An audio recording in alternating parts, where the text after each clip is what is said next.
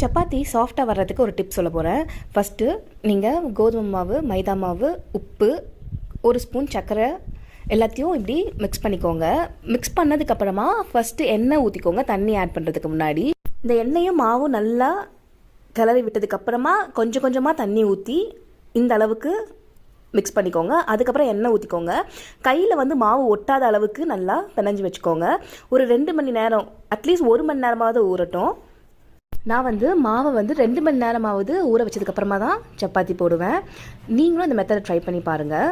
இந்த method try பண்ணால் சப்பாத்தி ரொம்பவே சாஃப்டாக வரும். இதே மாதிரி ஃபோல்ட் பண்ணி நீங்களும் ட்ரை பண்ணி பாருங்கள். சப்பாத்தி ரொம்பவே லேயராக வரும், சாப்பிடவும் நல்லா இருக்கும். இப்படி நம்ம தோசை தவாவில் போட்டு 2 சைடுமே எண்ணெய் ஊற்றி ப்ரிப்பேர் பண்ணிடலாம். அவ்வளோதான் சப்பாத்தி ரெசிபி. நீங்களும் இந்த ரெசிபியை ட்ரை பண்ணி பாருங்கள். இந்த மெத்தட் ரொம்பவே ஈஸியாகவும் சிம்பிளாகவும் இருக்கும்.